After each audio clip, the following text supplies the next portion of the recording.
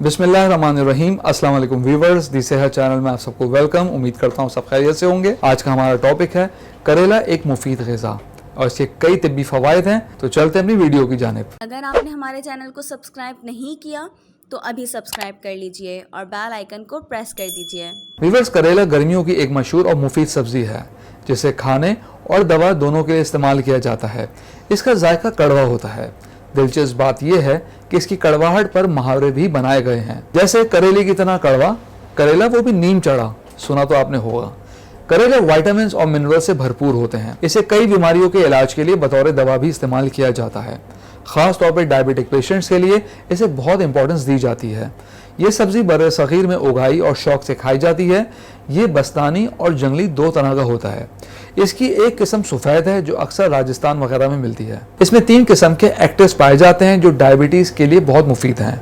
Number 1 है चारेंटिन, number 2 है वाइसिन, number 3 है पॉलीपेप्टाइड पी। ये तीनों एक्टिव्स शुगर को कंट्रोल करने में बहुत हेल्प करते हैं। एक रिसर्च के मुताबिक अगर रोजाना करेले के जूस का 2000 मिलीग्राम यानी 2 ग्राम भी ले लिया जाए तो ये डायबिटिक पेशेंट्स में खून में शक्कर की मिकदार को कम करने में हेल्प करता है। ये टाइप 2 डायबिटिक पेशेंट्स की बहुत हेल्प करता है। सब्जी तो ये कड़वी होती है लेकिन ये विटामिन और मिनरल से भरपूर होती है, जिसमें विटामिन ए, बी, सी, के, calcium, zinc, beta carotene, potassium, magnesium, phosphorus और आयरन जैसे मिनरल्स पाए जाते हैं।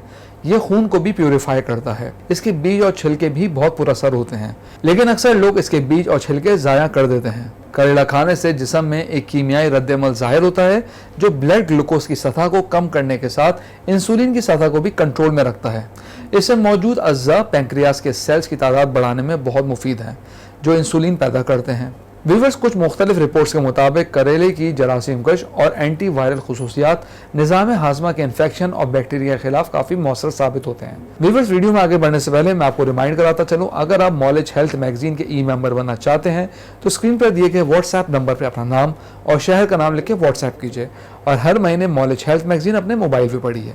तो चलते हैं अपनी वीडियो की जानिब। अब हम बात करते हैं शुगर का इलाज कैसे किया जाए। करेला शुगर का देसी इलाज है। इसके लिए रोजाना सुबह निहार मुंह इसका थोड़ा सा जूस आप पीजिए।